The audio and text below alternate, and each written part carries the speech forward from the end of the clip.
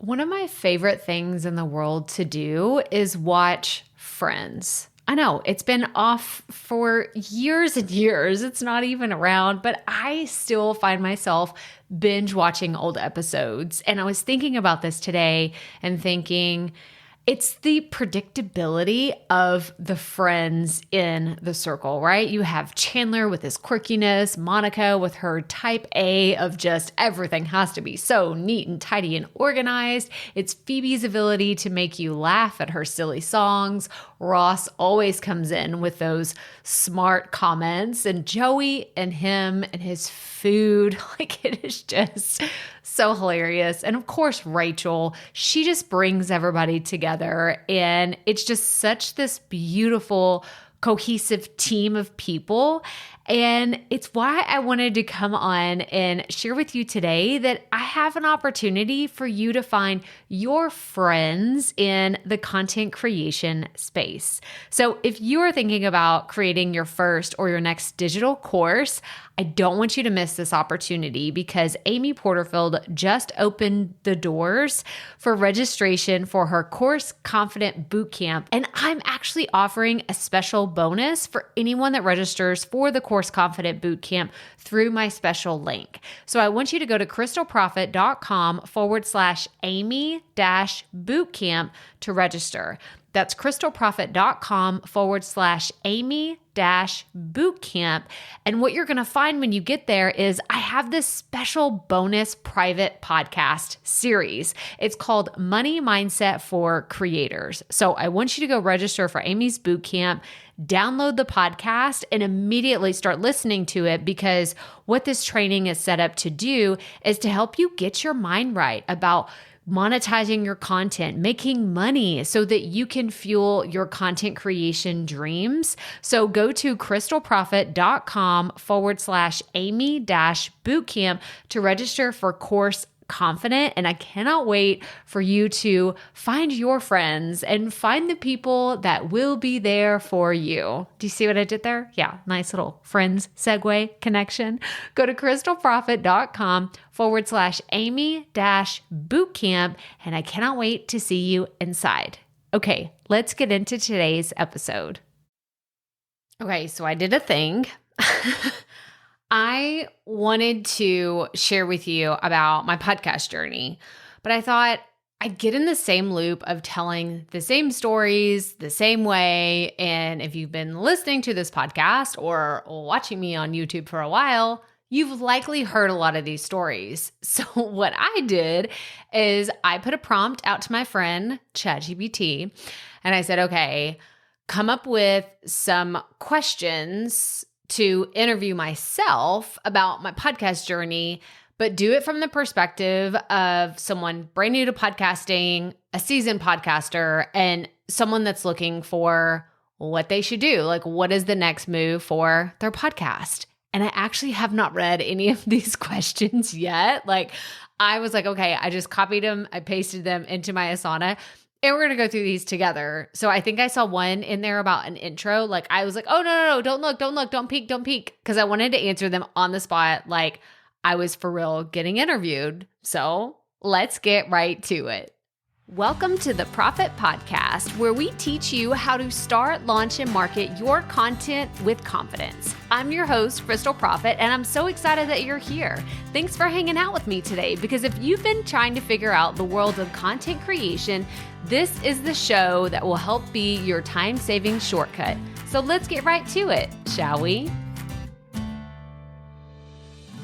All right, everyone, welcome back to the show. And I am so excited about this because, like I said, there's 3 phases how this interview is going to go.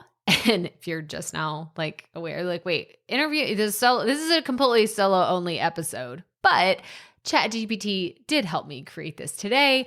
And like I said earlier, I wanted to interview myself, and this is going to be one of those meta moments where I'm teaching you something that you can do for your content too. You don't just have to have things where you're just teaching in your episodes. Like, make it fun, make it snazzy. Like, take this idea of telling ChatGPT to come up with some questions that you can ask yourself that your audience would be interested in. I've been doing this for years, and it's how I come up with most of my solo content is I am thinking of what is my audience wanting to know, or what have you actually asked me? And then I kind of interview myself, but this is just a fun new way to do it. So here we go. I'm actually going to read these. I have my iPad here in front of me. So from the Curious New Podcaster, we have 5 questions. The first one, okay, let me do a quick sidebar real fast. I have programmed my ChatGPT. So I have the paid version, right? I have the more advanced version. I use it probably every day. This is why I love it so much. But I have it call me KP. So for like my insider circle, a lot of you call me KP. It's something that I have been called. I have 1,000 other nicknames. But this is the one that like I sign my emails this way. Like if you get a DM for me, I'm probably going to sign it like KP. And so my ChatGPT calls me KP. So this is what it says. The Curious New Podcaster. This is the first question that it came up with for me. It says, KP, you make it look easy, but how hard was it to get your podcast off the ground? This is a really good question. So to get my podcast off the ground, I really, when I first started, so I have told this story before. My show was the Ricky Life podcast back in the day. And I would say it was hard in the context of just trying to figure out what the heck I was doing. I didn't know what I was doing. I had started following Pat Flynn and I watched like all of his videos, right, on YouTube. And I was following a lot of his logic of what he was doing and he was creating, but I didn't really have a network online. I was just, just like most of you, like how we all get started. I had my college friends and my high school friends and like people that I knew in the community. And those were the people that were following me on social media, right? It was very small, very minimal.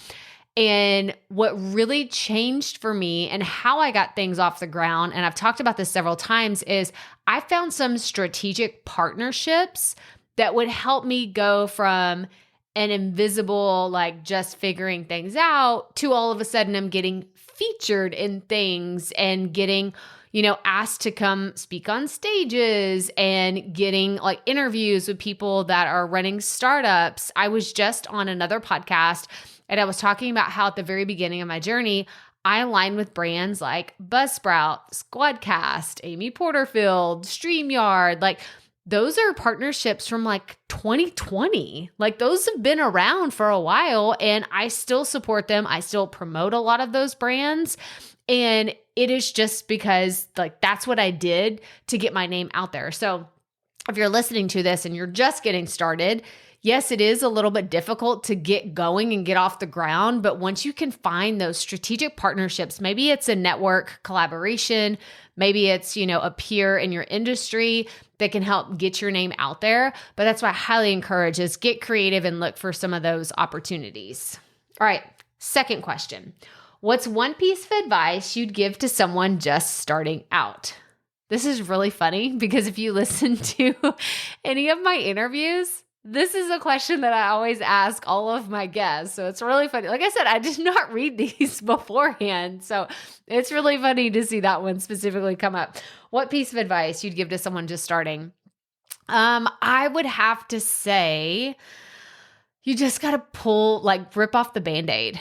You've got to rip off the Band-Aid because there's so many of you that have been listening to this show for years, and you know who you are. Like I am calling you out. You've been listening to me. You've been following me on Instagram, looking at all my YouTube stuff for years, and you still haven't started a podcast. You have not started putting content out anywhere. You're just collecting data. You're collecting information. You're buying courses. You're doing all the things that can teach you how to do them, but you're not doing them, whether it's because you're not confident enough or you don't feel sure of yourself or you have self-doubt, imposter syndrome. Like we could go on and on about all the reasons why you're not. You just got to rip off the Band-Aid. You're going to sound weird. You're going to sound awkward. You're going to sound stupid. You're going to look weird. Like all the things, it will happen. Yes, I go back and I cringe at some of my earlier content, but now, holy moly, I would have never gotten to where I am today without that content that I started. I mean, I found stuff the other day that I was like, oh my gosh, I forgot. It's from 2017. So it's from before I ever even started podcasting, stuff that I found. And it was absolutely cringeworthy. But it's those things that lead to what you're creating 5 years from now, what you're doing 10 years from now. But you got to rip off the Band-Aid and just get started. So there's my tough love for you today. Maybe there's more coming. I don't know. Like I said, we'll see with the questions. All right. So number 3, how did you decide on your podcast niche and target audience?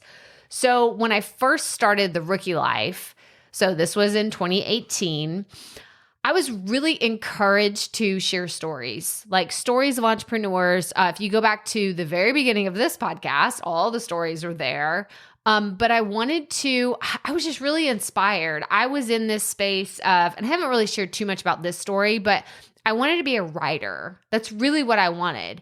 And I went to a few writing conferences. I had met some authors in person. Like I got a chance to meet Glennon Doyle and see her speak way back in the day. And I got to meet some really Kayla Olson, like she's been on the podcast, and I actually met her again this year. She put her second book out, which is super fun. But I was kind of wrapped up in this idea that I was going to be a writer. I've like one of my big scary goals is I want to be a New York Times bestselling author.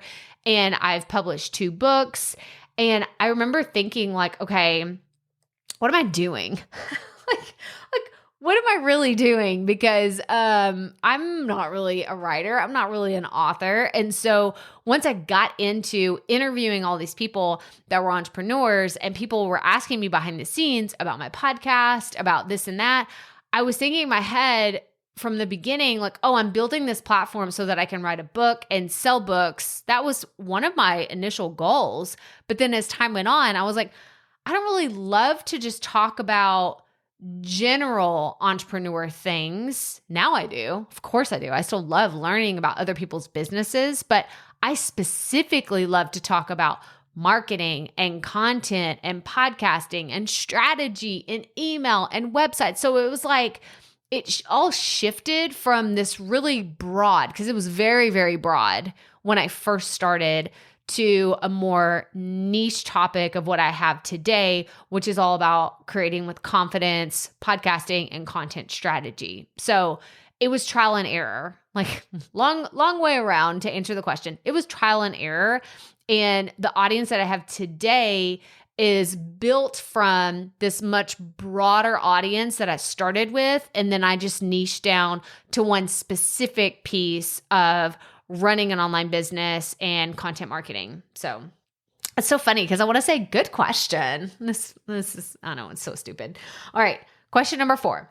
I've heard you've had some amazing guests. How did you land your first big interview?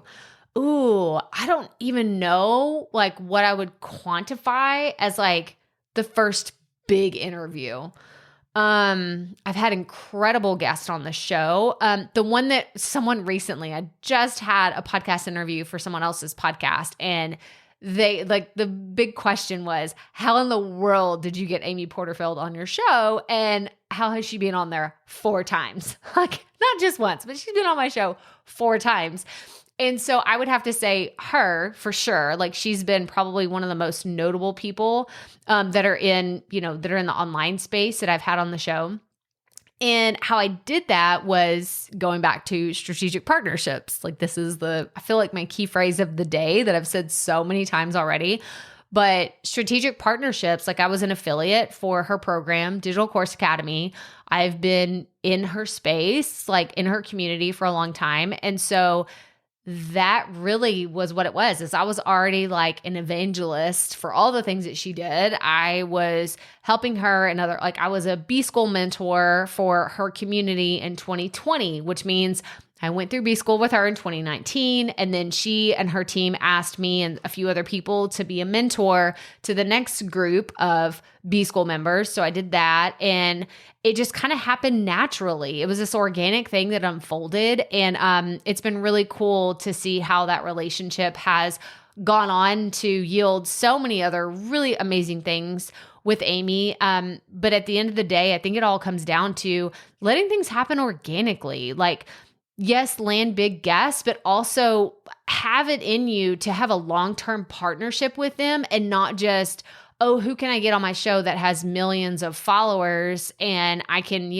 leverage their audience. It's never going to work out the way that you think it's going to. So instead, look for those like long-term strategic partnerships, and those can be so fruitful for your content and your business. So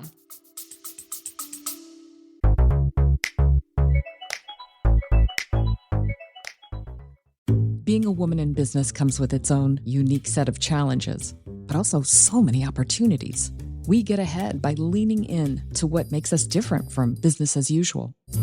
I'm Samantha Hartley, host of Profitable Joyful Consulting, inviting you to a special 6-episode series exploring the experience of being a woman in business. You want to hear from women consultants who've hit $1 million, who sell 6-figure engagements, or who've broken their own revenue ceilings? Yeah, those are my clients, and they'll be sharing too.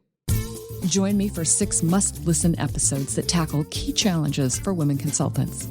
Follow Profitable Joyful Consulting on your favorite podcast app. all right, question number 5. Your podcast intro is killer. Did I actually listen to my podcast intro? Okay, anyway. Any tips on creating a memorable podcast opening? Yeah, so I think this is a good question, and one that's going to change over time, because if you've listened to podcasts the way that I've listened to podcasts in the last 5+ years, 8, 9, 10, however long you've been listening to podcasts, you'll notice that things have changed over time.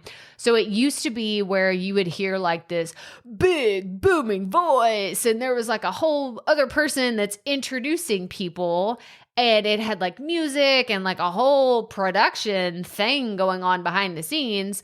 That was happening in the early days of podcasting. Then it evolved into, you would hear some shows that have like an easy, like here's music at the beginning and then they just go right into it.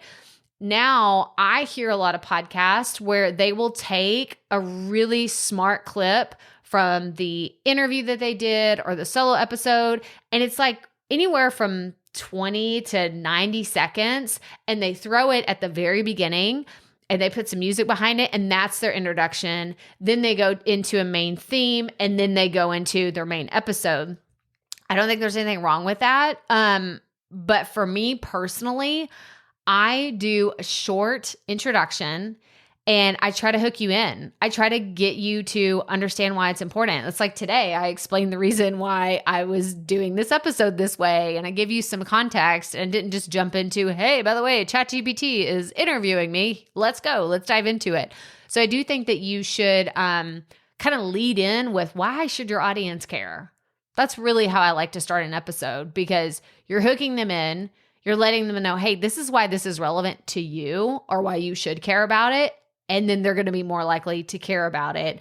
And then I go into my main theme and then into the main episode. That's how I structure my introduction. Tell me in the comments, like ping me on Instagram and let me know your thoughts on that, or what you like to hear in a podcast introduction. But I don't know. Who knows? It may change over time, but that's what we're doing today, here and now, when I'm recording this. All right. So that's for the curious new podcaster. Those are 5 questions. Now we're moving into the seasoned podcaster. Now, I would call a seasoned podcaster anyone that has, I would say, 6 to 12 months under their belt.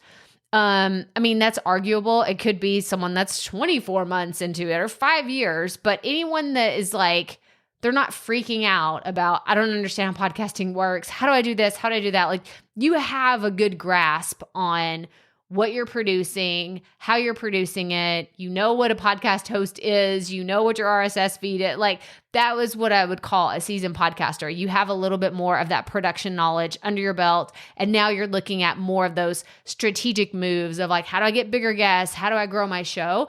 That's who I would label a seasoned podcaster. So these questions were developed for you. All right, number 1. You've been in the game for a while now. What keeps you inspired to keep podcasting? Oh, this is such a good question. I'm going to do this from now on, where I'm going to have it come up with, these are really good questions. So what inspires you? I honestly had just been, I look for fun. And I know that sounds like, it sounds like a cop-out. Like, it sounds like I'm cheating when I say that, but I really do. I look for fun. I look for fun new partnerships. I look for fun new people to interview. I look for fun topics. I just have this, and it's part of my business, actually. It's one of my principles is we chase fun, not we look for fun. Like, oh, that could be like, I chase fun. I will see it. I think of this like a dog chasing a bone or like a ball. Like we play fetch with our dog Wally all the time in the backyard. And as soon as he sees that ball, he is like down, like he is ready to go. He's ready to run after it. And he is so freaking excited. That's how I am about podcasting. And if I'm not, that's a red flag for me that I need to change things up. Either I'm interviewing the wrong people, or I don't have as good of an engagement with my audience, or like something is off if I'm not having fun, because I have a blast creating this content. And I genuinely get this question a lot. It's like, why do you love it so much? Like, what are you getting out of this? Because I don't have a top 100 show. I'm not making millions of dollars off this podcast. So what are you getting out of it? And I think for me, it's just, I have so much fun. I have so much fun creating this content because I got through all of those years of awkwardness and I don't know what I'm doing. And what am I supposed to be like? I feel like I'm in the flow state of I'm doing exactly what I'm supposed to be doing. So that is what keeps me coming back. But also it's this community, inspiring stories of people like, Chef Amanda. I've been giving her shout outs all the time, but she has Baking for Business and she will send me Instagram DMs. We do voice memos all the time. And she'll send me these incredible just stories of, oh my gosh, I had this person, like she had Tiffany Amber Thiessen come on her show and she's had big name guests. She has really cool things that she's doing with her show. And it's just so inspiring. She is a student of Profit Podcasting. This is my digital course. And from the time that she had no show to where she is now, she loves it. She loves it so much. And that is what keeps me. So it's not only my idea of fun and how I keep things going, but it's also me seeing other people in this community having fun. It just inspires the crap out of me. So that's what keeps me going. Great question. Okay. Ooh, number 2. This is so funny because I feel like it's kind of creepy how much it knows about me because it says, your show has won awards. What's your secret sauce for creating an award-winning podcast? This is really funny. So like I said, it's kind of creepy. I'm like, ugh, it's a little weird. But so I won an award for a solo podcast award in 2020 at the Spark Podcast Conference. So it was so wild and unexpected. I did not know that I was going to win that award. But the secret sauce for creating an award-winning podcast, for that award specifically, we're going to get into the nitty-gritty details. Because of all the other podcasts that were around at that time, there weren't a lot of people doing solo-only episodes. They were all doing interviews. So I think that was part of my secret sauce is how do I stand out and how do I differentiate what I'm doing to all the other shows that are out there? And I don't know how you can apply this to what you're creating, what you're doing, but that would be my advice to you is like, how do you stand out? How do you give more of your personality to your show? How do you break through all the noise of whatever's going on in your industry and do something to stand out? Like if you see everybody else doing this other thing, do the opposite of that. What is the opposite of that? Maybe that's the first question and kind of go down that rabbit hole of how can you stand out? But that is exactly what I did without even knowing it because I was just creating solo content and I happened to win the solo podcast award, but I'm very proud of it. So that's very, very, very cool. Like, I'm like, I got an award-winning podcast. I should be like really proud of that. I don't really say it because it feels braggadocious a lot, but I do. I have an award-winning podcast. So thank you, ChatGPT, for reminding me of that. Okay. Number 3, tell us about a podcasting mistake you made that actually turned into a great learning experience. There are so many mistakes. I have to say, and I've said this so many times, my very first really big mistake was my very first interview. My podcast mic was not even plugged in.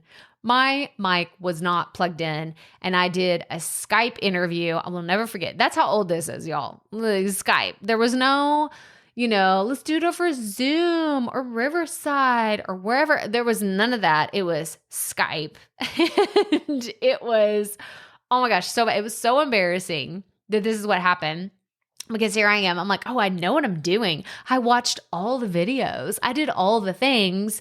And my microphone was not plugged in. So what did I learn from that is always do a mic check and always check your settings. Always check it. Like even before I started recording this today, I'm in Hindenburg. So I'm recording on the back end. I'm also recording video. I made sure that my really good podcast mic was selected, not my webcam, not some other random thing that I don't even know is connected to my computer that is recording. I made sure it was my really good microphone. I do this every single time I record anything.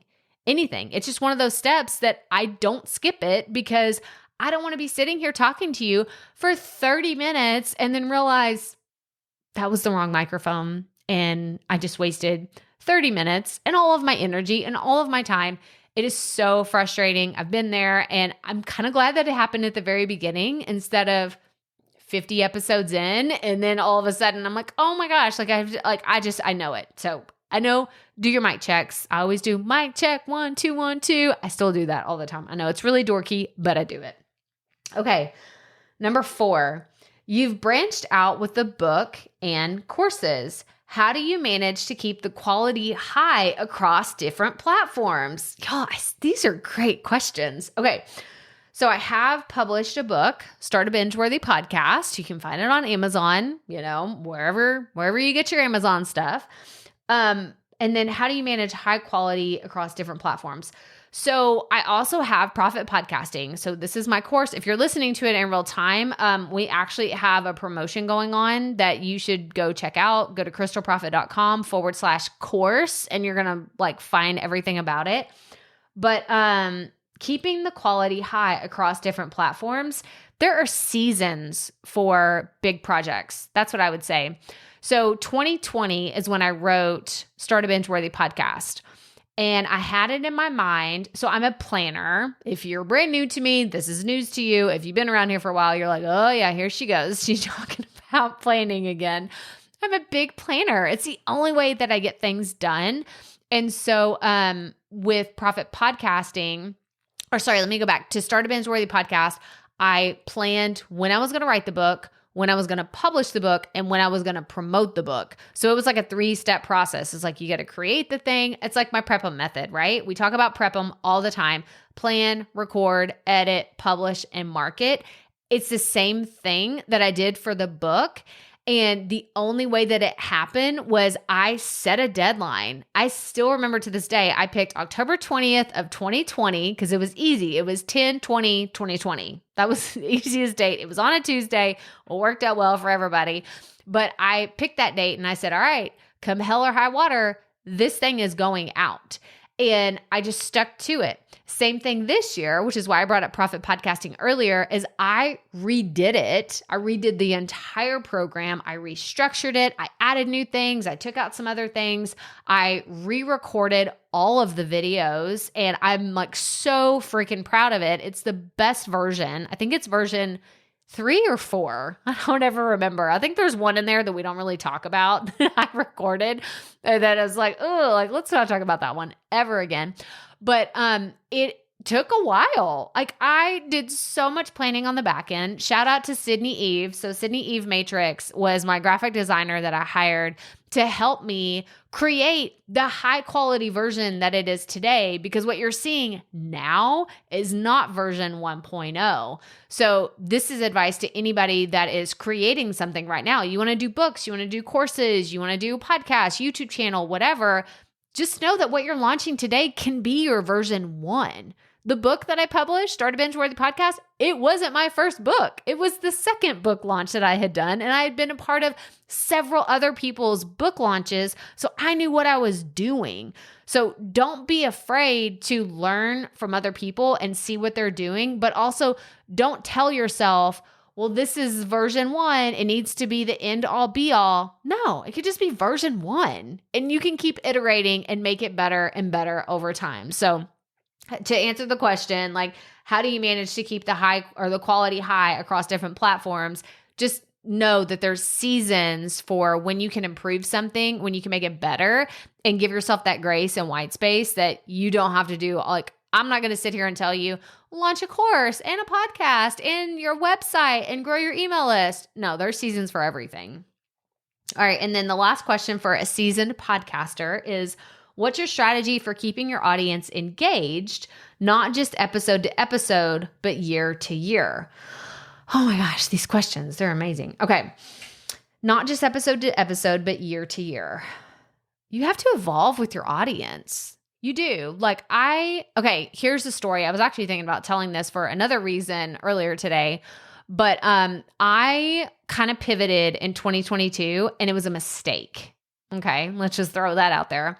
I started creating content all about content repurposing. I even created a whole program around content repurposing because that's where I thought my audience wanted me to go. Everyone was asking me about repurposing content. They were like, well, how do you do this? And how does this work? And so I created a whole program for it. I actually shifted my brand to be more about, I didn't change my brand name. I didn't change this show name or my YouTube. Like, I didn't change that. I'd still kind of under a personal brand. But I'd shifted everything that I was talking about. I was like, no, I'm a content strategist. I talk about repurposing content. And it wasn't what you needed.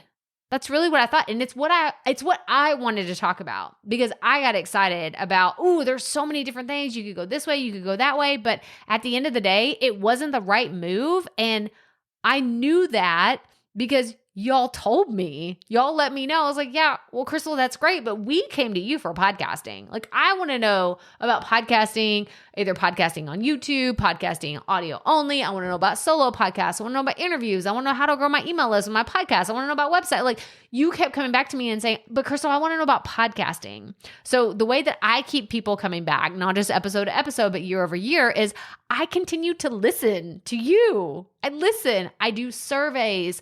I send emails and I say, hey, hit reply. Let me know what you think about this. But I listen to my audience and I try to get in the DMs with you as much as possible. I try to engage with this community because it's so important to me. Like, you are the only thing that matters. You are the reason why I keep showing up. I keep doing all this. And it's just so important to me to really make this happen.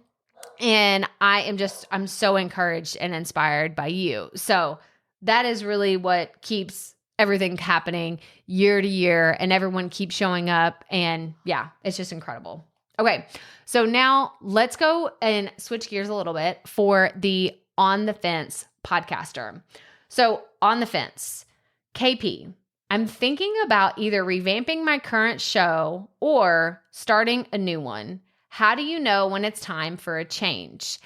I've been getting this question a lot more recently where people are saying, I don't know if I love the name of my show, or I don't know if I should keep my artwork. I don't know if I should niche down, or I don't know if I should broaden my show. Like, there's been a lot of, what should I do? Like, do I keep going down this route, or do I just scrap the whole thing and start something new? And I actually have some podcast episodes and YouTube videos about this, but I would say, when it's time for a change if you are not having fun. Okay, we're circling back around to having fun. Or if you are just not excited about the thing that you originally started. So I rebranded my podcast. It was The Rookie Life. Now it's the Profit Podcast. And I made that switch because, one, I wanted it to be more of a personal brand. It made sense for me. Marketing-wise, it was really easy to remember the name and to talk about the show. So that's one of the reasons why I rebranded. But also, I wanted a fresh start, but I rebranded the existing show. I didn't say, oh, well, that's that RSS feed. There's actually some places where it'll still, my show will show up and it'll say The Rookie Life, in the URL, which is funny. But I just wanted to keep my existing audience and just shift gears because they were the ones asking me about everything. So there wasn't a reason to just, burn that down and start something new. I wanted to keep going with the existing audience I had started building and work from there. So if you're thinking about, like, if you're asking, how do you know when it's time for a change? If you're not excited about what you're doing, if you're not excited about the audience or the topic that you chose, that's okay. It's okay to pivot and switch gears, but don't do anything until you talk to your audience.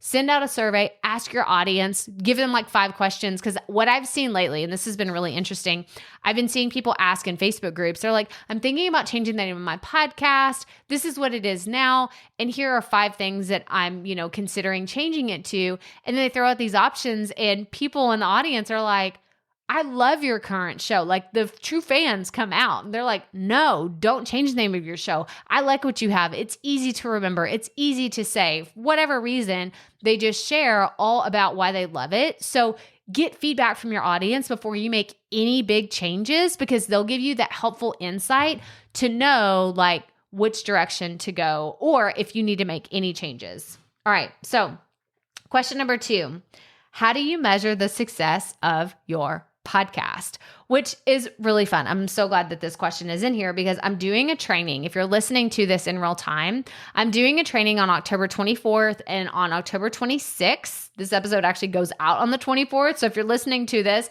who knows, you may have time to like sneak in, like grab a seat and join us today, or come join us on the 26th of October, because we're going to talk about measuring success beyond just the downloads. So I'm doing a free training. It's called How to Get Your First or Next 1,000 Podcast Downloads, but sneak peek for anybody that's registered and you're going to join us.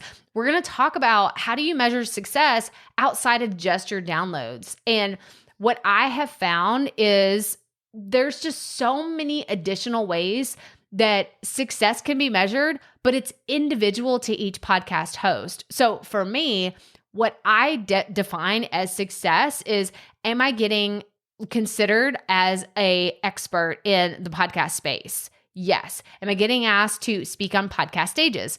Yes. Am I getting strategic partnerships and having sponsorships that align with the principles of my business? Yes and yes. So this is a different way that I measure podcast success outside of podcast downloads and being at the top of the charts. Those things are great for credibility and like that street cred, bragging rights, all of those things, but it's not the only way to measure success. So I want people to get away from just measuring by downloads. There are absolutely other ways that you can measure success, because I know podcasters that are small in the like relative terms of like, oh, I have a big podcast, I have a successful podcast, but they're making 6-7 figures a year and they have a small show.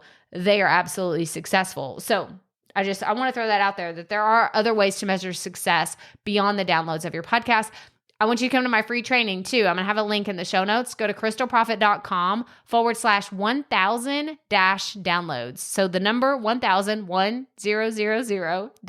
downloads, and join us. Like I said, October 24th, October 26th. It's going to be so much fun.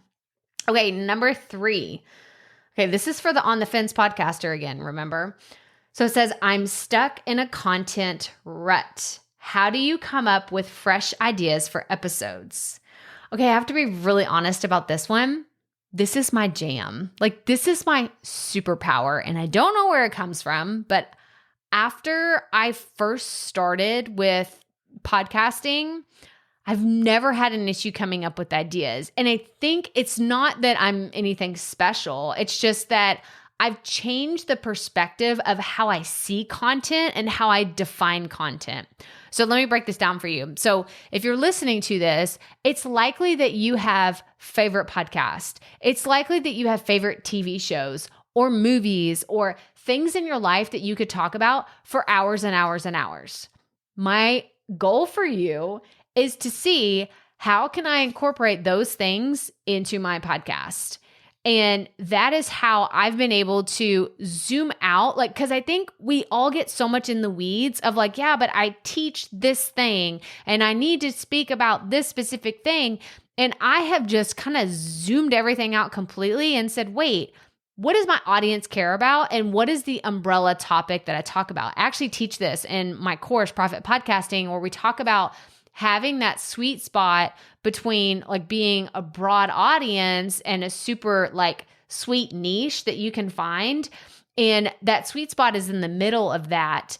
And whenever you can find that and blend it into pop culture or your favorite things, you're going to be more excited to talk about it because you're interested in it. But just finding that sweet spot can help you keep coming up with ideas.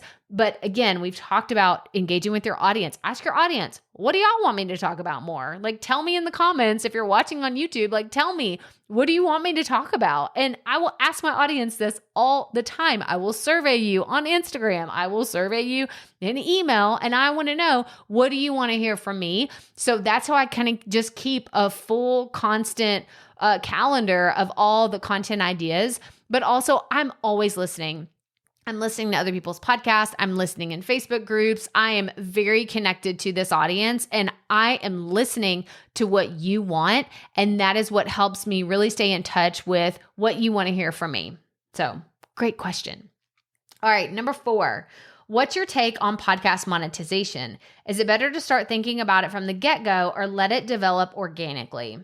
I think that it's something that you should think about from the beginning because you're going to have expenses. If you are, let's say you're a brand new podcaster and you want to do interviews and you want to do your own editing, you don't have the means to hire out your editing to like a service or an agency, then you're going to have expenses. So that could either come out of your personal pocket, like as a hobby, like you pay for a hobby, or it could come out of your business expenses, which is what I do here at Profit Media.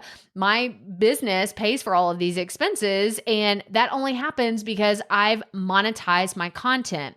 So I'm able to pay for, there's certain things that I don't pay for. I'll just be very transparent because I have either affiliations or I have partnerships with them. I don't pay for Buzzsprout. I've been a Buzzsprout creator since 2019. I guess it's 2019. So I haven't paid for Buzzsprout for a long time because I have a partnership with them. But there's other things I pay for. StreamYard, I paid for Hindenburg, I pay for Asana, I pay for, ChatGPT. I was thinking transcripts. So I used to pay for Otter and now I pay for ChatGPT and all these other things. So there are expenses and I don't want that coming out of my personal pocket. So I have been thinking about monetization from the beginning and I got started with affiliate marketing. Now I've moved into partnerships, other types of affiliate marketing. I've moved into sponsorships. I create digital courses. I've created my book. I do coaching packages. Like there's a lot of things that you can explore for monetization, but unless you want to pay for this out of your personal pocket, I highly recommend that you get into podcast monetization as quickly as possible and get started with affiliate marketing. If you use Buzzsprout, you can be an affiliate for Buzzsprout. If you use, there's just like so many other ones, Squadcast, Descript, Asana, StreamYard, Riverside. There's just all of these great podcasting tools that you can get started with from the beginning. I have people that are affiliates of mine now. Like they're an affiliate for my program and they promote what I'm doing and I pay them a commission. So there are absolutely ways to really get in touch with, what aligns with you and your content. But if you're listening to this and you want to know, you're like, Crystal, how can I be an affiliate for what you're doing? Send me a DM. Like, let's chat about it because that's something else that I'm exploring, how I can get more people connected into promoting what I'm doing because it's going to help them make money as well. All right, final question for an on the fence podcaster. I'm contemplating taking a podcast break. What are the pros and cons of hitting pause on your content or your podcast journey? This is a really good one to end on. So I recently, like in the last, it's almost been 4 weeks, I paused. I stopped doing, I don't know if I want to use paused or stopped, like whatever is in the middle, split the difference. I have been doing the Potty Report, which is my daily show. I've been doing that since 2020. And I just recently paused it because I don't know if I'm going back. I don't know. And I let my listeners know, I don't know if I'm coming back for another season, another round. I could decide, hey, taking a break was so stupid. Like, I don't want to break up with you. I'm coming back. Like one of those things. I could decide I want to go back to it in January. But for now, I'm taking a break. And the way that I came to that decision is I knew for bandwidth and capacity, it was just not there. And it wasn't something that was generating revenue. It wasn't something bringing new leads into my business. And it wasn't something that was helping me create deeper connections with my audience. So it had to go. It was one of those things that I finally just said, you know what? I need to pause this for now. It's not serving some of the bigger initiatives that I had in my business and in my content. So that's how I made that decision. Like, this was a pro was I got a lot more time back. One of the cons is I heard from many of you. Many of you were very upset with me, which I was so flattered by, because some of y'all were like, but I love that podcast. It is my favorite. You actually listened to that more than you listened to this. So hopefully you came over here to listen to this podcast because you were missing the body report. But the pros and cons are, the pros is it gives you a break, right? Sometimes we need that creative space to just like take a deep breath, relax, recalibrate, whatever else you need to do. But one of the cons is, and this is what I see where people just hit pod fade and they don't come back, is if you don't tell your audience when you will come back. So if you're going to take a break, let's give an example of the summer, right? You're like, okay, I know summers are crazy. It's, chaotic with kids at home and we're traveling, we're going to see family, we're doing this, we're doing that. Like, you have a lot of stuff going on in the summer and you're like, I need a break. Let's go on hiatus for a few months.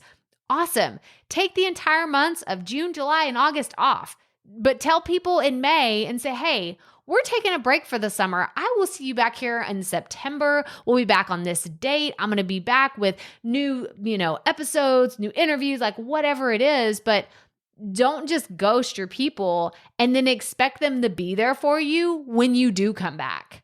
Because you're going to have some churn in your audience. You're going to have people that won't come back because you kind of broke like that contract in the cycle of you creating the content. And then now they need to replace that hour or whatever time they spent listening to you with something else. And they will. They will find something else to do during that time. So if you're going to take a break, I highly recommend you plan it and make it very reasonable for you and your audience to be held accountable. It's like an unspoken contract where you say, hey, I'm leaving in May, but I'll be back in September. So we'll see you then. Just let people know. Like, at the end of the day, just let people know that that's what you're doing. And they will be so much more receptive than if you just stop publishing content for several months and then you come back and then you're disappointed that they're not there. They didn't know where you went. Like, you're kind of like the person that ghosted them. You didn't call them back. You didn't let them know that you were going to be out of town. Like, and then it's like turns into some weird relationship stuff, right? Like, we don't want toxic relationships around here. No. We're not going to do that. So this was incredible. This was so much. I'm actually going to have to do this again because this was so much fun. It was so easy. So like I said earlier, all I did was I put into ChatGPT. I said, hey, go to my website, look at my stuff, and give me like 10, or I didn't even say 10. I think I said, give me questions for a curious new podcaster, a seasoned podcaster, and someone that's thinking about starting a podcast, and like give me questions. And it came up with 15. And this was so fun, so easy, and I loved it. But as a reminder, if you're listening to this in real time, October 24th and October 26th, we are doing a free training that I don't want you to miss. It's called How to Get Your First or Next 1,000 Podcast Downloads. Go to crystalprofit.com/1000-downloads to check it out. I'm not going to be doing any other free trainings for the rest of 2023. So do not miss this. It's going to be so good. Oh, but that's all I have for you today. So if you are finding this for the first time, I'm so glad that you are here. What a fantastic episode to join the conversation. I am grateful for everybody in this community that is a podcaster, a content creator. If you're watching on the YouTube channel, make sure you hit that subscribe button. If you're listening on the podcast, hit that follow button wherever you are listening. And as always, remember, keep it up. We all have to start somewhere.